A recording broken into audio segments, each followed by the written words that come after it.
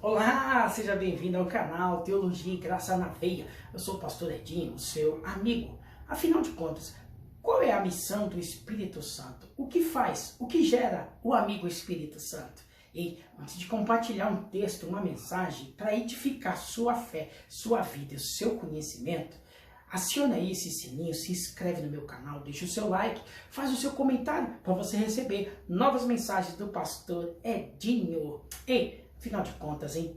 Qual é a missão? Qual é a função? O que cria? O que gera o amigo Espírito Santo? Em primeiro lugar, para a tua informação, o Espírito Santo gera vida. O Espírito Santo cria vida. O Espírito Santo traz vida. O Espírito Santo traz Deus onde não tem Deus.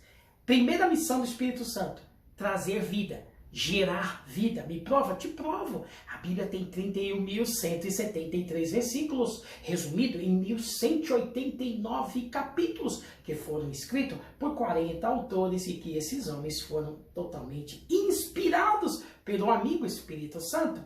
Dentre esses quase 32 mil versículos, eu começo lá no Gênesis, no capítulo 1, o versículo 2, a Bíblia diz que a terra era sem forma e vazia, havia trevas sobre a face da terra, mas o Espírito de Deus pairava sobre a face das águas. Ora, na criação, em Gênesis capítulo 1, 31 versículos, por 9 vezes houve a palavra o haja de Deus, e o Espírito Santo trouxe vida onde não tinha, não é verdade? Primeiro lugar, primeira missão do Espírito Santo, primeiro então é gerar vida, trazer vida de Deus onde não tem.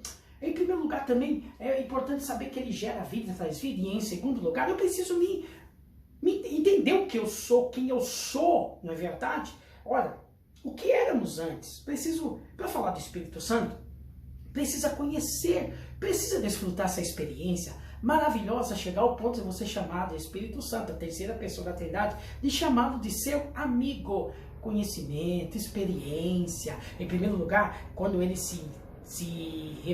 ele mostra, ele traz vida. Em segundo lugar, ele também se deixa ser revelado, ele se revela também em Êxodo, em Números, capítulo de número 12, ele se revela. Pois bem, então, se ele traz vida, ele se revela, é conhecimento, né? Olha só, antes éramos culpados, né, por causa do pecado. Diante da lei de Deus, diante de Deus, éramos culpados, não é verdade? Ora, aí também éramos culpados, estávamos destinados à mortes e também éramos separados, alienados da presença de Deus e escravos do pecado, ou seja, culpados, destinados a mortes, separados e éramos escravos, hein? Ora, ele nos justificou, o Espírito não era no ato da aceitação, ele nos justificou também. Por quê? Porque a Bíblia diz que estavam destinados à morte. A Bíblia diz em Romanos capítulo 3 que o salário, a consequência do pecado é a morte, não é? E aí no capítulo 18 de Ezequiel, no versículo 20, vai dizer que a alma que pecar, essa morrerá, e estávamos destinados à morte. Eu vou ler Romanos capítulo 6, que vai nos dizer assim, olha só, Romanos capítulo 6, que diremos, pois? Permaneceremos no pecado para que a graça abunde? De modo algum, nós que estamos mortos para o pecado, como viveremos ainda nele? Não sabeis que todos quantos fomos batizados em Cristo Jesus, fomos batizados na sua morte? De sorte que somos sepultados com ele no batismo, na morte, para que como Cristo ressuscitou dos mortos pela glória do Pai, assim andemos também em novidade de vida. O Espírito Santo traz novidade de vida. Porque se fomos plantados juntamente com ele na semelhança da sua morte, também seremos na sua ressurreição. Sabendo isso, que o nosso homem velho foi com ele crucificado, para que o corpo do pecado seja desfeito, para que não sirvamos mais ao pecado. Eita, porque aquele que está morto está justificado pelo pecado. Ora, se já morremos em Cristo, cremos que também com ele viveremos. Se morremos em Cristo, pelo seu sacrifício, cremos, é por fé, que com ele também viveremos, não é? Ora, que bênção, que maravilha. Então, observe, éramos escravos, éramos alienados, separados, inimigos de Deus. Romanos capítulo 5. Éramos inimigos de Deus e Ele nos fez amigos íntimos. Éramos escravos do pecado, mas Ele foi lá, nos redimiu, nos resgatou e nos chamou de filho. Olha que obra maravilhosa do Espírito Santo. Então o Espírito Santo, ele traz vida, ele gera identidade. Ele traz a identidade do Criador em nós. Sensacional. Existem duas formas que o Espírito Santo, ele se revela e ele age. Duas maneiras. De forma imediata ou de forma progressiva. A forma imediata é no ato da aceitação, quando a pessoa ouve a pregação, o evangelho de salvação, ela ouve, ela crê, ela aceita, e ela aceita a proposta. A Bíblia diz que ela é penhorada, ela é como o penhor da herança, ela é batizada nesta hora, pelo Santo Espírito Santo. É nessa hora, me prova, te provo. Efésios, capítulo 1, o versículo de número 13 vai dizer assim: em que também vós estáis, depois que ouviste a palavra da verdade, o evangelho da vossa salvação, e tendo nele crido, foste selado com o Espírito Santo da promessa. 14. Qual é o penhor da nossa herança pela redenção da possessão de Deus para louvor da sua glória? Então o Espírito Santo, ele age de duas maneiras: de forma imediata ou de forma progressiva. Tem muita gente dentre as igrejas que ele chegou para Jesus e rapidamente já está trabalhando efetivo, já está cantando, pregando, já está envolvido no ministério. Tem pessoas que demoram tempo por causa do processo. O Espírito Santo trabalha na vida de cada um, ele gera vida, ele cria uma identidade na vida de cada um, de cada alma. Ou ele é imediato ou de forma progressiva, ou as duas coisas. Me dá um exemplo, pastor, de pessoas na Bíblia Sagrada que o Espírito Santo agiu de forma imediata e de forma progressiva. Eu vou dar um exemplo. Por exemplo, Davi. Davi, em 1 Samuel, capítulo 13, versículo 16, vai dizer que daquele dia em diante, quando ele foi consagrado pelo sacerdote, o profeta e juiz Samuel, quando ele recebeu o óleo na cabeça dele, a separação, ali ele sabia que ele estava sendo separado. A Bíblia diz que daquele dia em diante, o Espírito Santo se apoderou de Davi. Diferente do primeiro rei chamado Saul. A Bíblia diz que o Espírito Santo se apoderaria dele e ele profetizaria futuro. O caso de Davi foi daquele dia em diante, imediato. No caso de Saul, progresso. E Saul profetizou. Davi foi imediatamente, o Espírito Santo se apoderou dele, de forma imediata. E um exemplo de forma progressiva. Gideão, Deus se revelou para ele de forma pelo anjo. Deus falou com ele, ele ofereceu uma oferta, ele viu que era o anjo de Deus, ele temeu, pensou, vou morrer. Deus falou com ele, não morrerás. Deus falou com ele depois, primeiro Deus falou com ele através do anjo. Depois que ele entregou a oferta, ele viu que era Deus, ele temeu com a morte dele, Deus falou, não morrerás.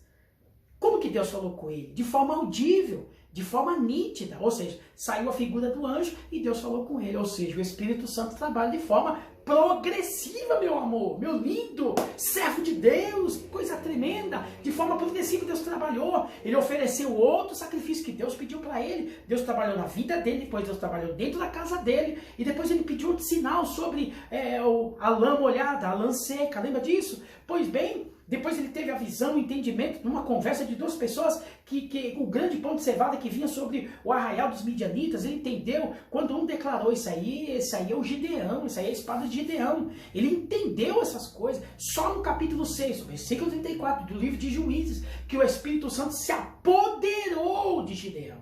Você está vendo como o processo é progressivo? Ou ele é imediato, como foi o caso de Davi, ou ele é progressivo. Então você não pode se culpar. Eu não consegui, eu não experimentei. Há tempo ainda. Pode ser um processo. Ou talvez você esteja no processo. Então, o Espírito Santo, ele gera essa identidade de forma imediata ou de forma progressiva. Ou as duas coisas. Eu acredito que eu estou nesses dois processos.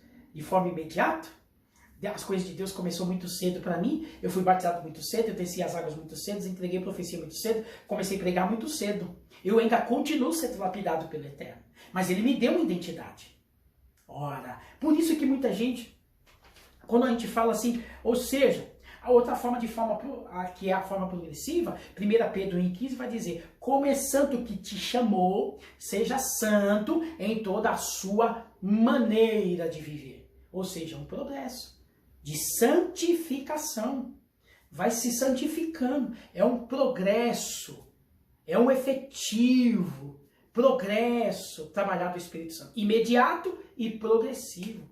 É assim que o Espírito Santo faz. Ele gera a vida e ele cria uma identidade em você. Ele cria uma identidade numa alma. A imagem, ele faz o desenho da imagem e semelhança do seu Criador.